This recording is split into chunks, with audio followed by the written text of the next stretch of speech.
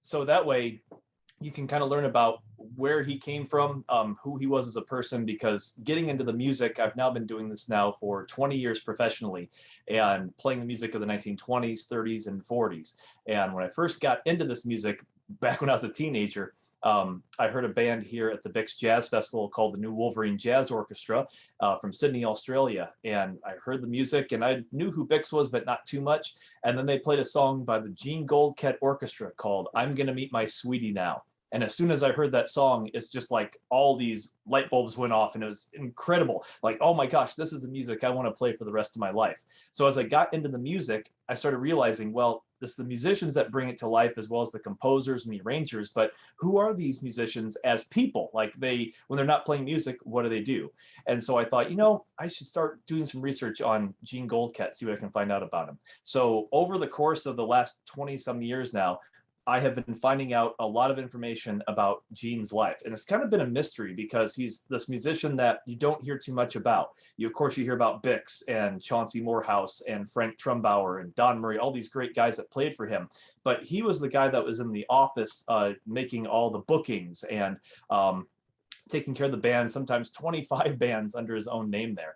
But I think what's really neat is that a lot of people don't know that he was an accomplished musician, very accomplished piano player. And so we're just going to go back to the beginning here. And as Iris has probably said, if you have questions or anything, go ahead and direct them to her, and then she'll let me know during the program, because we'll take the questions as we kind of go along here. Because I've got so much information, I'm going to give you the Cliff's Notes version of his life here. But we'll pretty much start with Gene's birth date. And his real name is John Jean Goldkette, but a lot of people knew him in the 1920s, even 1910s, as Jean Goldkette. He just used his middle name and then the last name. He was born on March 18th of 1893 in Patras, Greece. I believe that's how we pronounce it. And his mother's name was Angelina. And father is unknown. They said that he was to have died early. But some people said that she had a fling with a member of the Greek royalty backstage when she was touring as a vocalist with the family. And going back to the Goldkette history, they were a touring circus family around Europe.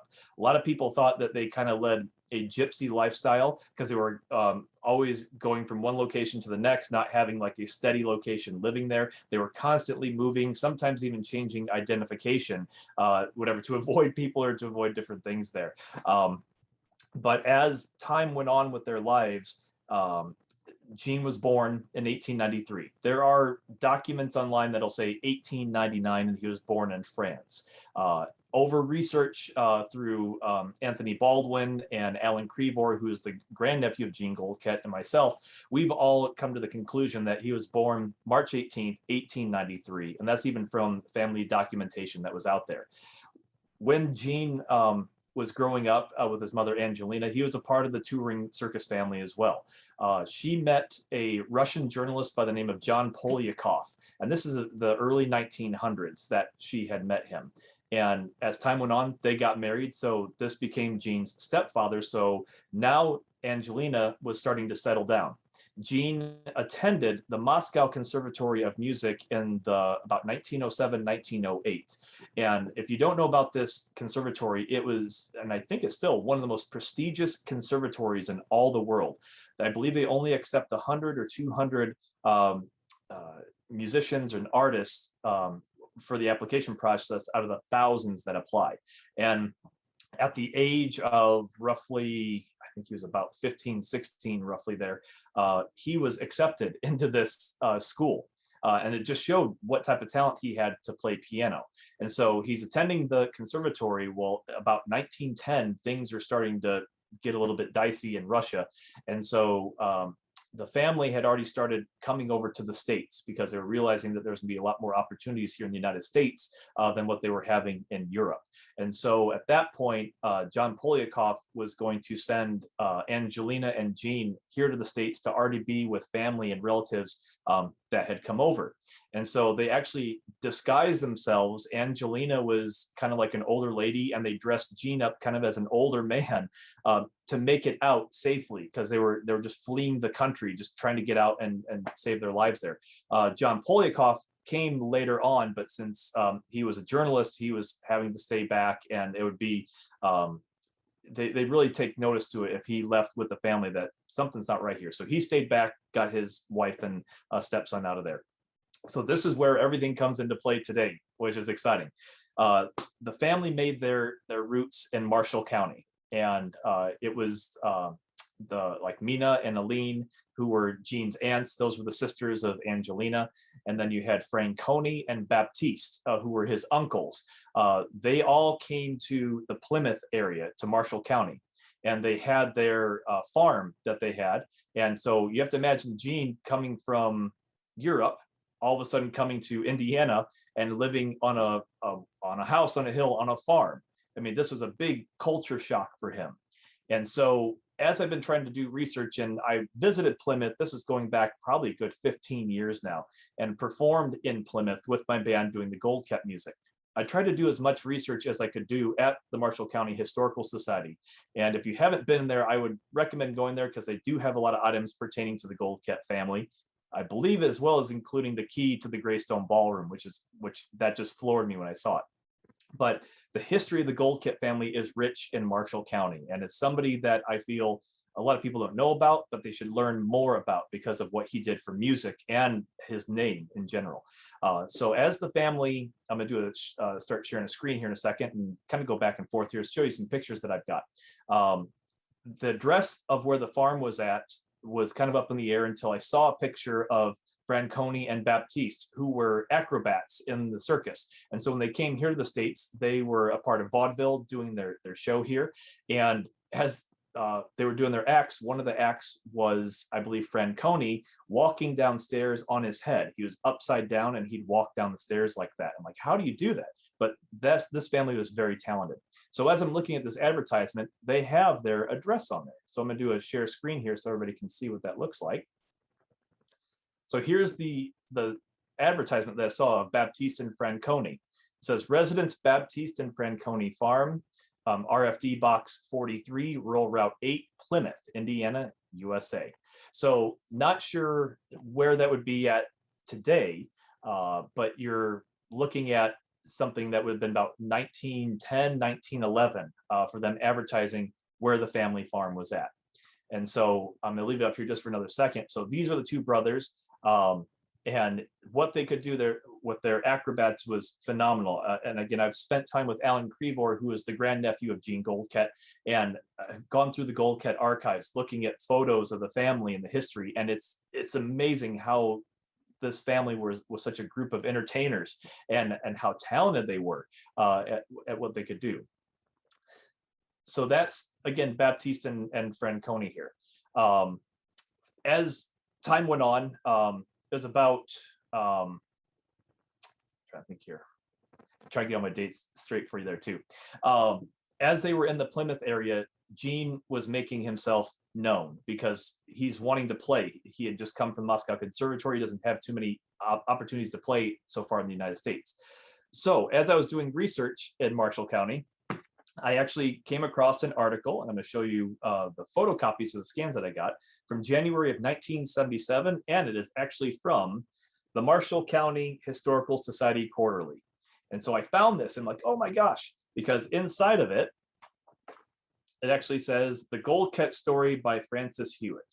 And this is all about Jean's life right in Marshall County. So if those of you living in the Marshall County area that would want to go and find a copy of this, there's some great information. I'm going to be reading just a little bit of it here to you today, so you get an idea of, again, how Jean was as a person and what he did there in Marshall County, which made him so famous, more or less, with the people, sometimes in a good way, sometimes in a bad way, but that's just how he was. So one of the first parts I just want to read that comes out of the article here. It says, young Jean lost no time in making a name for himself in this new land, which would be the Plymouth area, La Paz, and Marshall County. We have already referred to his visit to Tanner's music store. What this was Mr. Tanner would remember this young guy coming in. He had never seen him before, didn't didn't know. And all of a sudden he sat down and started playing piano and just blew him away at what he was doing behind the piano. He's like, where did this guy come from? And then he learned about the Goldkette family being there in Marshall County. Although we do not have photographs to show us what Jean looked like during his early years, we do have recollections of people who remember him as being 5'8" to 5'10" tall, which is about as tall as I am. I'm just a little bit taller than that, so I try to put all that stuff in relation there. And of medium weight. He had bushy hair and wore glasses, completing a rather scholarly appearance. In personality, he commanded respect, fitting a term used by the old timers, a big, I'm not going to say the word because it's in parentheses, you can just read the article and see, but it's not a nice word because of how he was demanding that, as they said, commanded respect in the area there.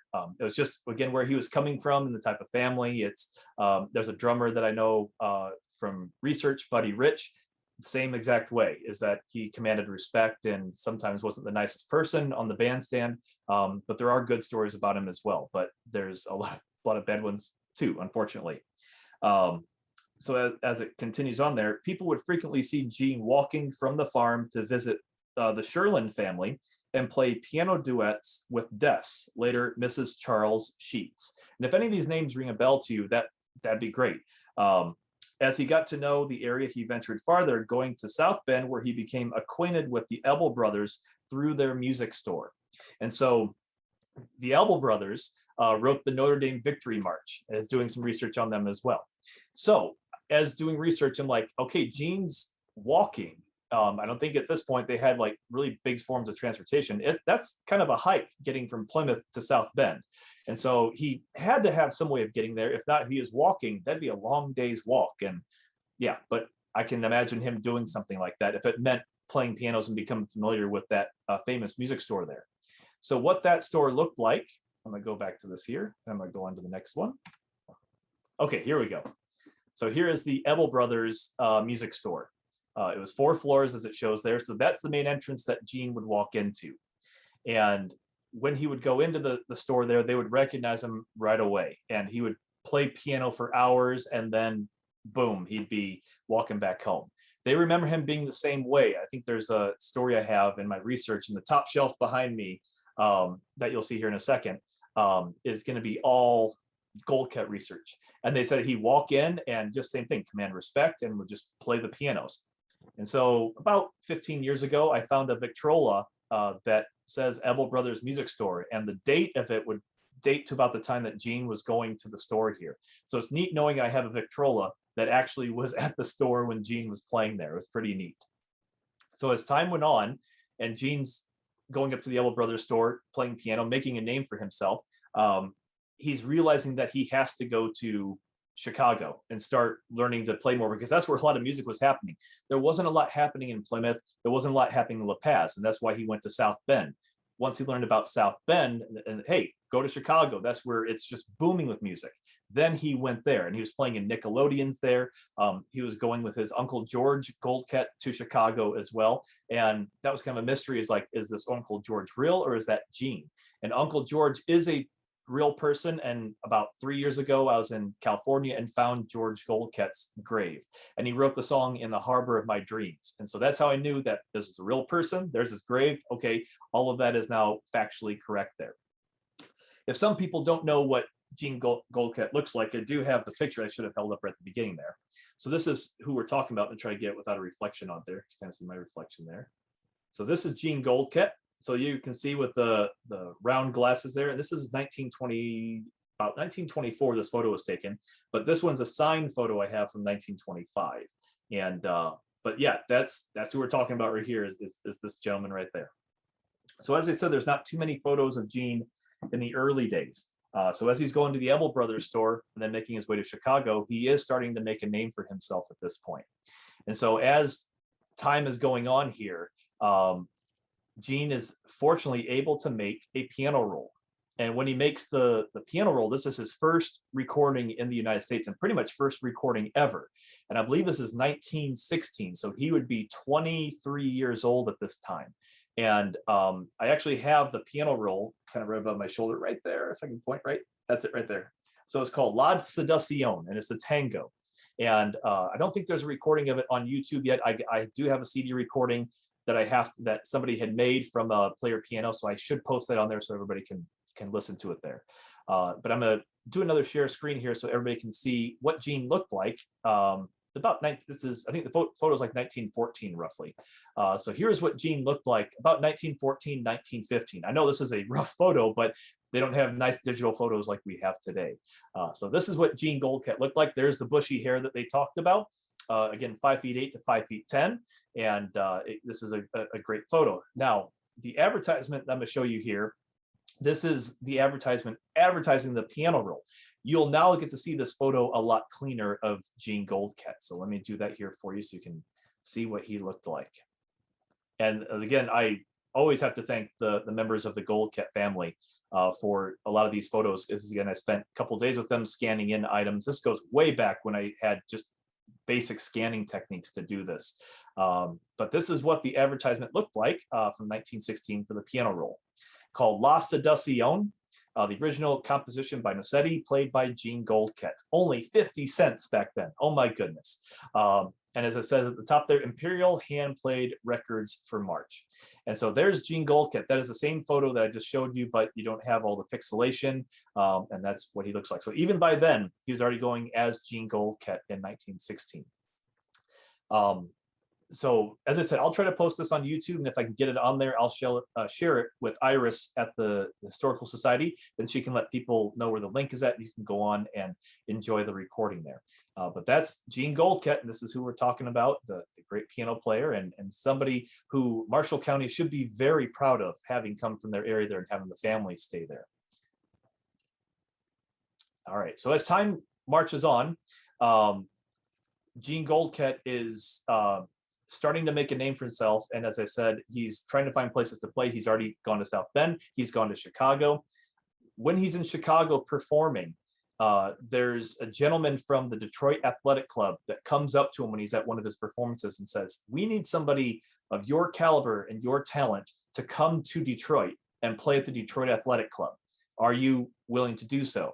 And he said, "Let me check some things out. I want to clear this with my family, make sure they're fine with it too." So he's, again, still in the Marshall County area in Plymouth with the family, and talks to his mom and talks to the family and says, "Should I do this?" And they're like, "Yes, you should do this. This is how you're going to start making a living for yourself." And by this time too, the family has not been naturalized. They are here as foreign residents. They're not U.S. citizens yet. And so he's doing all he can for his family to make a living and be a part of this country here, because they want to live here in the States. They wanted to give it a try, see how it worked out. They love the Plymouth area. They love La Paz. They love Marshall County. This is where they want to now live. And for as years, being a traveling circus family touring around, they had no way of just calling a place home. They were wandering from city to city, performing, touring. That's all they did. So now they can actually have a life in a town that they can call home. And that's Plymouth. And some members would go and live in La Paz. That's why I keep referring to La Paz as well. So as Gene is there, he accepts that position and says, "Yes, I want to go up there and play." And so as he's there, and I can show you one of the advertisements from the Detroit Athletic Club News. This is from November of 1916. And at the bottom, it actually says, "DAC Orchestra, a great hit." And right there in the middle paragraph, it says, "Jean Goldkette is the pianist, and all of his solo numbers have brought forth general approbation. He is a real musician and intense student. Gerald Schoen is the cellist. His ability is well known." So as you see, Andrew Raymond there, he conducted the Blackstone Hotel Orchestra in Chicago. Gene was performing with Andrew Raymond in the Chicago area, and that's how he also got connected with the Detroit Athletic Club, because they heard Gene playing. And he was one of those musicians that as soon as you heard him playing, you were floored by what he did. It's like, where did this guy come from? Because again, no one knew who he was. So of course he took that performance there in the Detroit area. Over time, he did not enjoy performing in Detroit. And so he's just one of these musicians that didn't like the cold weather in Detroit, but he wanted to take the gig. So that was short-lived. So he came back down to the La Paz and Plymouth area to be with the family again, and then was starting to do work again in Chicago. And I'm just going to check. It looks like we may have question or two here, so let's see. Oh, this is from Susan Atherton, who is Chauncey Morehouse's granddaughter. So hello, Susan. It's so great to see you. Says for Josh, I always wondered about his name Jean, because in America that's a woman's name and people spell his name wrong as Jean. Can you talk about that? Sure. So let's see, I got that there. Okay, so with his middle name being Jean and coming from Europe, I've seen a lot of men over in Europe have that spelling Jean. It's like John is kind of how they would pronounce it. And like there was somebody I talked to over in England when I was performing there, and they saw his name and they said Jean Goldkette, and it's kind of like a French way of doing that. And so Jean is, I think, like the American way of doing it in the United States, like Gene Krupa, Gene. Unfortunately, there were a lot of misspellings with Gene's name here in the States. Like some advertisements would say Gene Goldkette, and that was not right. Gene wouldn't be one that would just say, hey, spell my name right. He couldn't go to the press and do that. So I think with his name and being of European descent, that's how they interpreted the spelling of Jean was Jean, and it was like John. So it was like John Jean Goldkette. Kind of had a little bit of an accent like that. So hopefully that answers the question there. I always wondered that too, but then when I found out that his first name was John, I'm like, what? Why didn't he use his first name? And so that was of interest to me, and I just learned that from the family members through articles saying his real name, birth name was John Jean Goldkette. But then for business purposes, he probably just went with Jean Goldkette. And I think it has a nice ring to it instead of John Goldkette. When you hear Jean Goldkette, it's a neat name. It has a good ring to it there. So so when he's with the groups in the Chicago area, he's still playing, and now he's playing with the Edgar Benson Society. And Edgar Benson himself hired Gene because he again knew how great Gene was as a player, and so he has Gene playing. But before all of this is kind of going on, the family, as I mentioned, they want to become U.S. citizens. And the big reason I went back to the Plymouth area was, one, I found out this is where the Goldkette family called home. But then I was thinking, okay, there's got to be some historical documents here in Marshall County about the Goldkette family that have never been uncovered, or if they have been, it has been at least 40 or 50 years. So I took time and went back to Plymouth with my family when we were actually on a vacation, and we stopped there for I think about a day, and just spent time making scans of naturalization applications, and was really like, wow, here is Baptiste, wow, here's Franconi, seeing their signatures, all their information. I mean, tons of family history. And the Goldkette family, just as I mentioned, wasn't like one or two people. There were a lot of members of the family. But one way that Gene wanted to become a citizen was by joining the armed services. And if you were a foreign citizen of the country and you joined the army here in America, or part of the armed forces in America, and you were a part of World War II, that when you were discharged, you would get your citizenship for fighting for this country. So that's what Gene thought, okay, I'm going to do that route. And so Gene avoided seeing any battle time. He was in for a short amount of time, for only about a year. And then 1918 is when he was discharged, and he got his citizenship that way. And so I do want to show you just those documents there. So I'm just going to jump to where we have this here so you can see the document. Okay, so this is his enlistment record, August 30th of 1918, and you see Plymouth, Indiana, right next to that there. Serving in first enlistment period at date of discharge. Prior service, none. And there's a signature right down there, signature of soldier, John J. Goldkette. So that right there, with this being a record, an armed forces record, I mean, military and federal, I mean, everything. That is his given name. And a lot of people said, no, John was not his first name. No, it's right there, John J. Goldkette. And I love seeing paid in full, $31.49 for the record back there in 1918. And so some people have wondered, what did it look like for Gene being in the service? And so being the person that I am, I was like, well, hey, I'm gonna try to find what this looked like for Gene, or maybe find like an actual army photo, because the family doesn't have any army photos. And so with looking at his battalion that he was in and company, I was able to find a panoramic photo of pretty much the battalion, but I don't think it was his particular one that he was in. But this is going to give you an idea. This is from 1918, and these were probably some of his friends back then. So here we are with, as it says right there, 5th Battalion, as you see right at the bottom of the photograph there.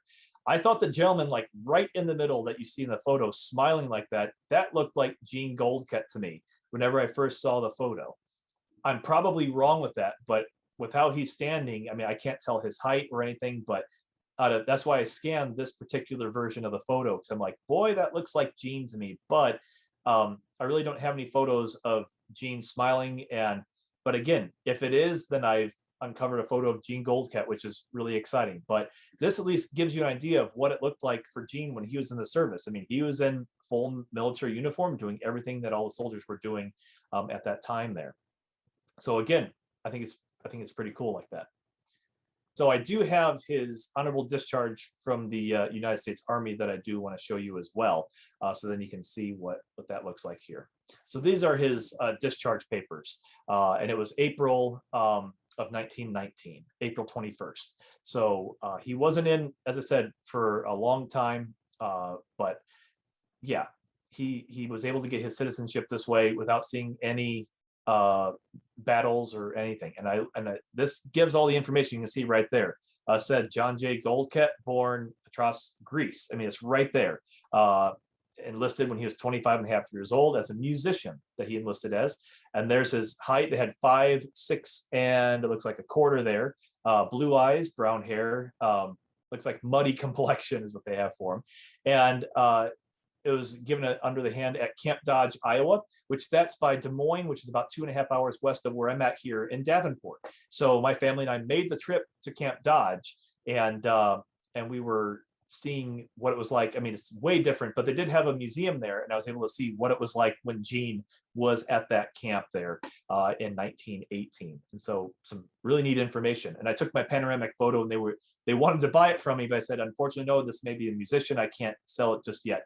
But if it's not him, then at some point I'll probably sell it to the museum there. So they have some documents. All right, so just gonna check on any questions there. I think everybody's doing good. All right, perfect. So I'm just gonna continue on with a couple more bits of information about Jean's life here.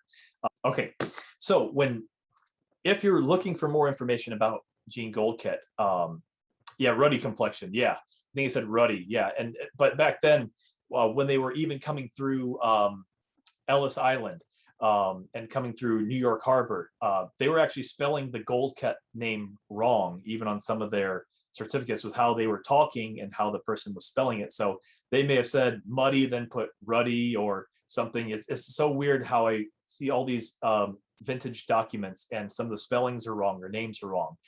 So that's why it's been nice to be able to take the information I have, try to retype it out. And at some point, yes, I would like to have a book on Jean Goldkette that's out there. I'm still working on books on Jean Goldkette, Chauncey Morehouse, a lot of these musicians. But with being a professional musician myself, I'm busy with performing. And I thought I was going to have time to do that over COVID, of course, but things went crazy here in Davenport for us. So I didn't have too much time to do that. But hopefully I'll get around to doing that at some point there. So as Goldkette's career is moving on, his life in the Plymouth area, he's kind of moved out of the area, and he is doing more performing now in Detroit, living there, running bands. But the family is still based in the Plymouth area and in La Paz. So they had roots there. Angelina, the mother, lived there the rest of her life. A lot of other family members, like Victor Goldkette, still live there. Alphonse still live there. The brothers Baptiste and Franconi, I believe Franconi was there for a while. Baptiste, I think, moved on, did some other things. As I said, they were really just a traveling, touring family. So for those members to stay put in Marshall County for as long as they did, they really considered it home. That there was a special place to them. And when I visited Plymouth, yeah, it's a beautiful town, very special. Now I can understand why they wanted to stay there. And they were still close to South Bend and still close to Chicago if they needed to make like a run for entertainment to perform somewhere close like that. But they liked, I think, having that farm life, being out there. Now the farm itself, if somebody is from around town there is able to research that for me, I would love to know more about that. If there is information about the farm or where it may have existed. I'm not sure if land has changed or if there's now a road that goes through there. So much could have happened in over 110 years now. So it would be interesting to find out more of that history. But as I've been going on and doing my own historical research about Jean, you can read a lot about the family from Tony Baldwin or Anthony Baldwin in the VJM Jazz and Blues Mart magazine from the summer of 2005 is what I have here. And that's about the Jean Goldkette Orchestra. But it talks a lot about Jean Goldkette's family life, about the ships they came over on. I mean, it really digs into the family history. And so you learn a lot about where they came from and what they did in Europe, how they got here to the States, a lot of that information. And a lot of those details is what I don't want to just go into right now, because I don't want to, this is focused on Jean and what he did. And so there are some neat photographs that I do want to show here that I have from presentations that I've done before. So the photo that I had showed you, I'm going to show you this one here of Jean that was in a magazine that I had found. And I'm like, oh my gosh, wow, this is fantastic. Wow. All right, here's Jean Goldkette. I'd never seen this photo of him before. And so this is one of the first young photos of Jean at the piano that I saw. And it's like, okay, and had Jean Goldkette, it was from a magazine, but again, kind of hard to see that. And I was like, all right, this is interesting. So probably about 4 or 5 years ago, with doing some historical research, I think it was on Google, and I had found a photo of Jean Goldkette, and a person was selling it from the Detroit area, and they sold it to me. And so it is this photo. But I think what you're going to love about this is when you see this photo, I'm about ready to pop up, you can see the piano, you can see the detail, but you can see how young Jean is. And he, as I said, is 23 years old at this time. So here we go with the new photo of Jean Goldkette. A lot of people have not seen this photo because I have not shared it online that much. So you're some of the first ones, again, to really see this photo, which is exciting. So here is this young photo of Jean Goldkette. So that is the same photo. And look at how young he is. He's wearing his tuxedo, the hair parted over, 23 years old at this point. And it's like, wow. I mean, if this photo could talk, or you could hear the music that was possibly going to be playing on that piano there, I would have just loved that. I'd give my right arm just to hear what he sounded like on piano, because there's no recordings of him on piano at all, except for that piano roll. But that's, again, you're watching his hands play like that. But again, such a neat photo of him from 1916. And what accompanies this photo is the autograph that he had. Now, pay attention to the middle signature when I pop up this photograph here of his autograph. And I knew it was his autograph because this came with the photo. And the person's like, the person that I got this photo from knew Jean Goldkette, and he signed it personally to him. And then as that person passed away, this other person came into it, and then I got it from them. It's how things really work out like that. So this is John Jean Goldkette's autograph from that same photo. It says, "To my dear John C. Carey, from John B. Goldkette." Why he put the B in the middle there, I do not know that. I know that there was a Bertram Goldkette, so I don't know if he just put that in, but it gets back again to that point of that sometimes they're changing their identity. So he just put John B. Goldkette instead of John J. Goldkette, but it's from one, then he put the X, and then 1916. So it's from January of 1916, but we don't know the date because he put an X there in place of where the day should be. And it's not a European one where they have the month in the middle, the day comes first, and then 1916. So I thought about that too, with him being European. Maybe he did that, but it's not the first day of whatever month of 1916. The way I'm interpreting it is January of 1916 is when he signed that photo there and signed this parchment paper. So pretty neat, but that is a signature, because when you compare that with what you saw on the application there, so again, kind of memorize what that signature looks like. And I'm going to go ahead and go back to what the photo I had up before of his enlistment record, which was this one right here. There's a signature right there. So you can see John J. Goldkette, but instead of the J had the B, but John is the same spelling, same writing, everything there. If you were to analyze the handwriting, it's the same. So that is his autograph on there. So that was really neat to get a new photo of Jean Goldkette, but then his signature as well. That was because they don't pop up often. I'm always one that's looking for those signatures of Gene to have here in the house because he's one of my all-time favorite musicians. So I'm going to do another couple photos here because I know that time, again, is still just moving on here. It just always moves so fast when I do events like this. It's because we're having a lot of fun. So in 1917, I believe I have the date right with 1917, Jean Goldkette actually made a recording at the Jeanette Studios. And I think what's really neat is that it's just saxophone and piano. Now, it's neat because it's just a duet. Unfortunately, the saxophone player is not the best player, Dwayne Sawyer. He got top billing, and Jean Goldkette was just listed at the piano as like the accompanist. And this is, again, right when the saxophone is just starting to make its debut. So a lot of people don't know how to play it like in the proper style, more or less. And so this is what the record looked like, the label itself. And this is the B side, and it's Going Up, which is a one-step with intro. Here's to the two of you. Dwayne Sawyer, saxophone with Jean Goldkette at the piano. And I just think it's just so interesting because when you hear it, Jean Goldkette sounds phenomenal on piano. But then when you hear Dwayne Sawyer, it's like, oh my gosh, this recording has to stop. It's not the greatest. But Jean does a great job. Now, if you go onto YouTube and you type in Mike Durham's Whitley Bay Classic Jazz Party, I actually did a Jean Goldkette set one of the years, and we did like 2 pianos. And the first song that we played, though, was Michael McQuaid on saxophone with, I believe, Andrew Oliver and David Boatinghouse is the other piano player, doing the Jean Goldkette piano part. So you hear them just tearing it up, and Michael does a really good job of sounding like Dwayne Sawyer, not the greatest, but it gives you an idea of what these records sounded like. So I do have these Jeanette records as well as some Pathés that he made as well, which are, again, hard to find records, and I was really happy to find them and have them here in what I call my Jean Goldkette collection. So again, a couple more photos here for you that you can enjoy. I'm just keeping everything, as I said, pre going into the Greystone Ballroom in 1922. So as I said, he played at the Detroit Athletic Club. So hopefully everything is still good there. There we go. He played at the Detroit Athletic Club. This is what the club would have looked like when he played there in about 1916 was he was there. And then again in the late teens, early 20s when he was back in Detroit. And so I've been to the Detroit Athletic Club, and that is the main entrance that you see there right in center where all the gentlemen are walking in the main door there. And the club still looks like this in Detroit. The only difference is behind the club, you kind of see those buildings there. Behind the club is now the Detroit Tigers baseball stadium.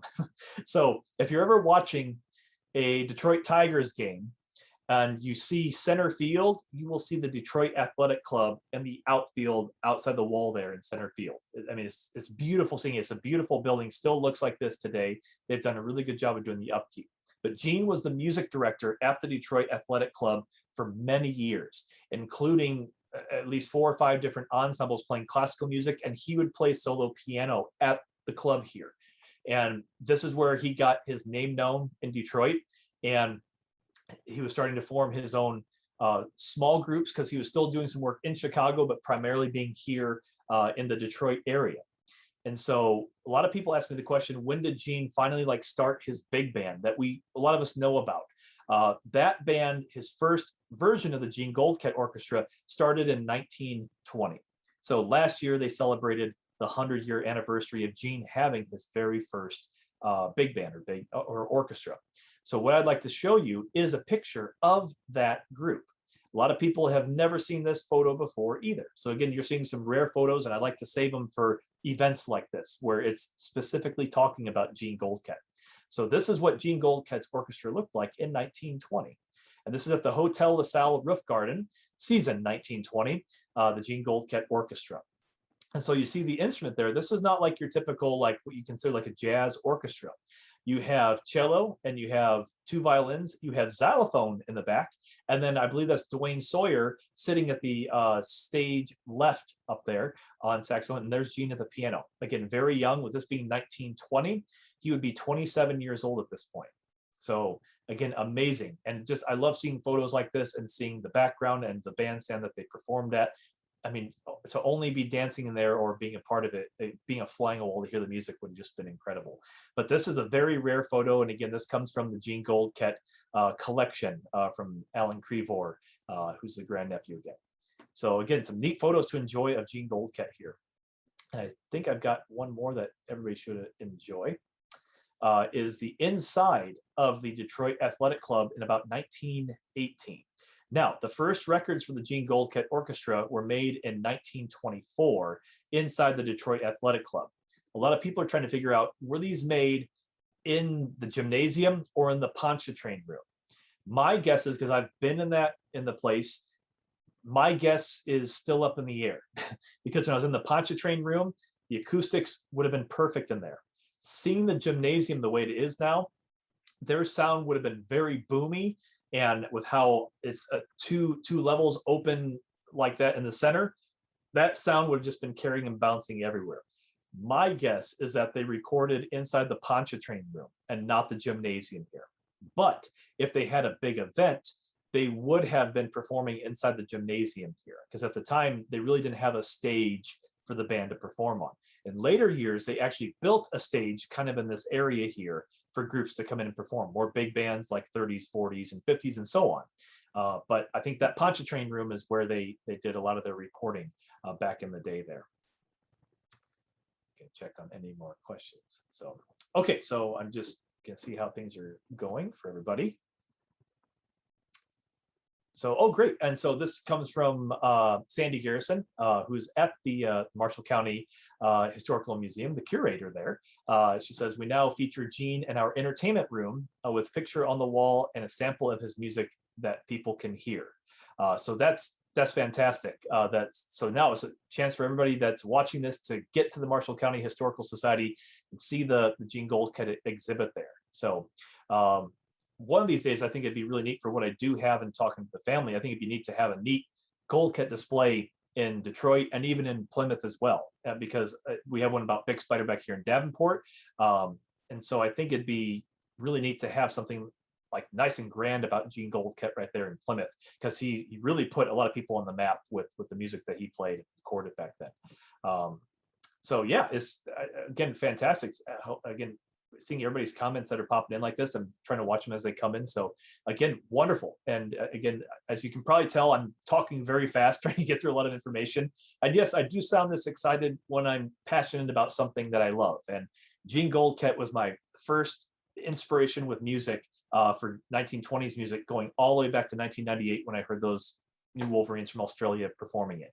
And ever since then, I've just been intrigued with this music, so much so that my license plate actually says Goldktt for Goldkette here in Iowa. So people know it's me when I'm driving around, but my group is called the Greystone Monarchs, and we feature the music of the Jean Goldkette Orchestra, as well as McKinney's Cotton Pickers and Duke Ellington and other groups that would have played at the Greystone Ballroom, in which Jean Goldkette was the owner of that. And I wanted to show you this photo that I have just recently found. I don't think anybody's seen this photo yet. I think I've only shown it to possibly one or two people, if that. So again, you're some of the first people to ever see this photo. So here we go. Hope you enjoy this photo. This is from about 1926, but this just shows the photo of the ballroom that Jean owned, entitled the Greystone Ballroom. So here it is, a very old photo. There's the Greystone on the right, and you can actually see it on the marquee there. It says Jean Goldkette's Greystone Ballroom. And it says dancing up top there. This must have been, again, wintertime. You can see the Detroit scenery in the background. The cityscape is right there with, it looks like a fog or a haze in there. But it looks like this is wintertime because you can see the snow and the slush on the ground there. You can also see the tram tracks that are in the road. They put those back in on Woodward Avenue, which is this road that runs right into the heart of the downtown of Detroit, but it also goes straight north out of Detroit. And you'd have had the Greystone Ballroom on the left side of Woodward Avenue as you were going north. So this ballroom does not, unfortunately, stand anymore. There is a McDonald's where the stand. So if you're craving that Big Mac and you're traveling somewhere and you want to grab some food, play some Jean Goldkette music, sit inside the McDonald's and remember the music that was being played there over 100 years ago, or close to 100 years ago now. But on the side there, it says Freddie Bergen's Vagabonds Orchestra. That was another group that was playing at the Greystone Ballroom, but they were playing at the Greystone Gardens, which sat behind the Greystone Ballroom. but I love seeing that marquee, and just to see that lit up at night with the white lights, possibly blinking or whatever, flashing. Oh my gosh, I'm sure you could just see it for at least a mile away. I mean, it was one of the most premier ballrooms in all of Detroit. Jean Goldkette owned that, and it pretty much took up almost an entire block. You can see just two little buildings off to the left of this picture here next to the ballroom. But this ballroom pretty much went the entire block. Humongous ballroom with a big dance floor for people to dance to with the bands there. All right, so now we're back again. A couple more photos that I've got here to kind of round out leading up of Jean Goldkette's life up to that point of being at the Greystone Ballroom. So as his life is still moving along musically, he's getting this big band. He's still making trips back to Plymouth to visit the family, visit his mother, and visit any relatives that are there in town. Family life was important to the Goldkettes, and that was true all the way until they passed.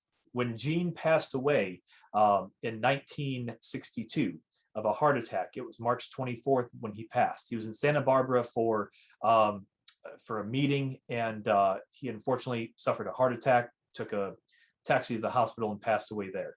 And he is buried in Los Angeles at the Rosedale Angeles Cemetery. And I've visited his grave about 3 or 4 times now. When he was buried, the aunts had to fly out to California and take care of arrangements. Why he wasn't buried back in the Plymouth area, I don't know. There are a lot of Goldkettes that are buried out in California. The aunts, Mina and Aline, are both buried out there next to Jean. So he's not alone, not by himself.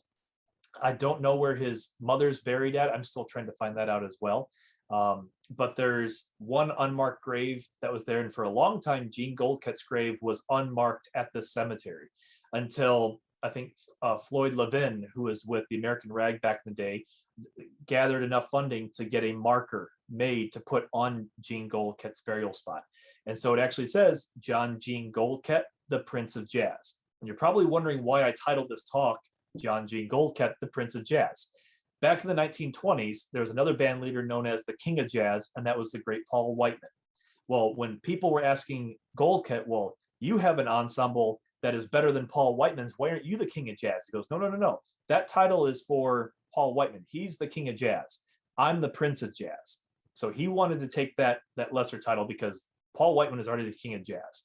And so having that title of Prince of Jazz, I think, fit him very well because he had, as I said, 25 ensembles under his name, but his main one was the Goldkette Victor Recording Band, and that was with Bix and Trumbauer, Chauncey Morehouse, Bill Rank, you name them, Jimmy Dorsey, they were all in there. And he had groups at the Book Cadillac Hotel. That's what I said is we could do a whole nother talk about this, about the bands he had in Detroit and how many of them just expanded out and what musicians were in these bands. And I think I've got one other photo. So this is kind of like a little bit of a taste of like what would be to come here. Again, another new photo probably to a lot of people's eyes here that have probably not been seen before. Let me pull it up here. Okay. This is from 1922. This is the first Detroit version of the Jean Goldkette Orchestra. This is where it all started. He had his more symphonic orchestra in 1920 at the Hotel LaSalle. This is the one that was playing at the Greystone Ballroom in 1922. So I'm currently working with the Detroit Jazz Festival to bring my Greystone Monarchs to Detroit to play for the Detroit Jazz Festival next year to commemorate the 100-year anniversary of the beginning of the Jean Goldkette Orchestra. I played there quite a few years ago with my band, bringing the music back to Detroit. Phenomenal. We had a great time, and I'd love to come back for an important event like this. I would also love to come back to Plymouth to do a concert with my Greystone Monarchs. And I know that there's the Rees Theater that's there in town. Would love to play there, and going to be hopefully talking to the executive director, the owners, about possibly doing something for the grand reopening. And how fitting would that be to have the Goldkette music right in that theater? You're hearing pure 1920s music, just like the band recorded in that theater. I mean, those are events that mean a lot to me. I love performing in every event I do means a lot to me. But when it's really special events like this, when I did the event for Chauncey Morehouse in Chambersburg, Pennsylvania, there was something special about that. When I did the event at the Bix Jazz Festival commemorating the 90th anniversary of Bix's passing a couple weeks ago, Again, very special event. Those really touch me musically and emotionally. It's like, wow, here I am at this moment and playing this music. And so I think what's great is this photo, this is the start of it. And so the next talk I can actually do about Jean Goldkette will start with this photo and talk about the musicians and where this group expanded and went in a short amount of time. Let's say between 1922 and 1928. There were different configurations of musicians coming and going in this group, but they were one of the best bands in the country, and Jean Goldkette was that name. So you have to think, here he came all the way from Russia with his family, fleeing there for more or less for their lives, coming to Indiana, living on a farm in Marshall County in Plymouth with his family, with other members of the family coming over, being with them, and then going to Chicago, getting the connections there, going to Detroit, coming back to Chicago, still being involved in the Marshall County area, and then being in Detroit for a lot of his life from there. I could get into a lot of personal details about Jean Goldkette. He was married for a short amount of time. A lot of people don't know that. But he had that connection with a journalist that he met when he was on the East Coast. And his life was music, always music, from pretty much, I assume, from day one until he passed away. He was always trying to do things. So the photo I want to show you, this comes from the Goldkette family as well. And when I had seen it, I'm like, oh my gosh, this would be a really neat photo. It's kind of hard to see because these are, again, early scans that we did. But this shows Jean Goldkette sitting at the piano performing for his family. There's one of his family members. I can't tell which one of his aunts that possibly is there. But when you see this photo, this shows Jean at the piano, and I think it's phenomenal. You kind of have to zoom in or look close. So just kind of get ready here. So these are 3 photos that I scanned when I was looking through the Goldkette family history there. And just amazing to see him in each one of those photos at the piano. And he was one that could play anything that was put in front of him. Just multi-talented with being able to play jazz as well as classical. The one story I like to tell is one of my last stories for the presentation here. In, I believe it was 1928, George Gershwin was supposed to be playing Rhapsody in Blue with the Detroit Symphony Orchestra. Gershwin fell ill. When he fell ill, the Detroit Symphony is thinking, what are we going to do? We have 2 days, it's pretty much 2 days before the concert, we have 2 days to find somebody to play this, to come in, and because we can't cancel the concert, we have to move forward. So they called Jean Goldkette because they knew he played piano. He ran all of these groups in the Detroit area, and they had heard that he had classical chops or classical techniques. So they called him, they said, we want you to come in and play George Gershwin's Rhapsody in Blue. Can you do that? And he said, well, I would absolutely love to do that, but I would like to play something a little bit more difficult if you don't mind. So there again is that quote coming from the residents in Plymouth when he would be playing at Tanner's Music Store, giving that quote about him, which wasn't the not so nice quote. That's how he was, very cocky. And so they said, oh, well, what do you really want to play then? He said, well, I would love to play Mcdowell's Piano Concerto No. 1 in A minor. If you don't know and you've never heard this, it's by Edvard Mcdowell. Very difficult. I mean, I listened to it and I've actually bought the score so I could see what his piano part was like. Incredibly difficult. And I'm just like your basic piano player, but there's no way I could even get through the first couple bars. It's so difficult. So they're like, okay, smart Alec, come on in. Let's see if you can do it.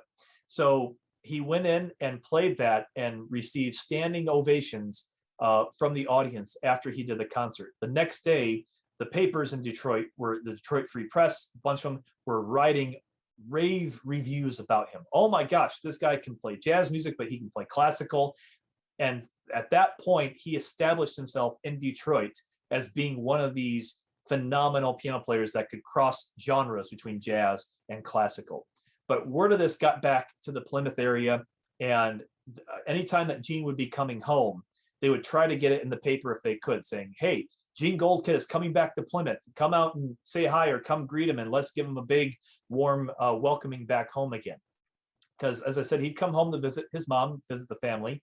And so I wanted to share this last picture of him at the piano. So you can imagine this is what he loved to do. This was his passion of playing music and being a part of family, but then being there in Plymouth and performing with everybody. So as I said, this is kind of a Cliff's Notes version of just going through as much Goldkette about his history with Marshall County, Plymouth, La Paz, trying to get as much of that in it as I can. But I'll send the information to Iris, as well as the Marshall County Historical Museum Society, anywhere there.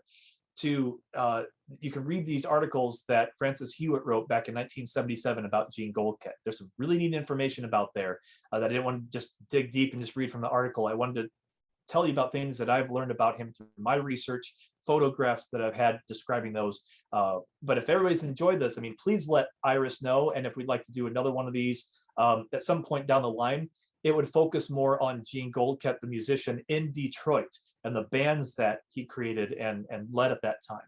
But this, at least, I hope you have some pride of having John Jean Goldkette from Plymouth and being from your hometown area there. Those of you that are tuning in from possibly all over, or possibly watching this later on, I can't thank you enough for being a part of this and being a part of the Jean Goldkette experience today with learning about his life here. So it's just very, very important. I can't thank Iris enough for helping run all this and keep things flowing smooth. It's been a lot of fun. So thank you so much. And don't know if there's any questions or if there's any other comments there, but I'll let Iris probably come back on here and do some wrapping up or talk about the next program and everything. But you can feel free to reach out to me online, and Iris has my information. I'm on Facebook as well. I think you see a picture of Vic Spiderbeck as my profile on Facebook if you wanted to follow me there. So, but again, it's been a pleasure. I've got a lot more information on Jean Goldkette. I'm ready to share and willing to share. So again, thank you so much, everybody. So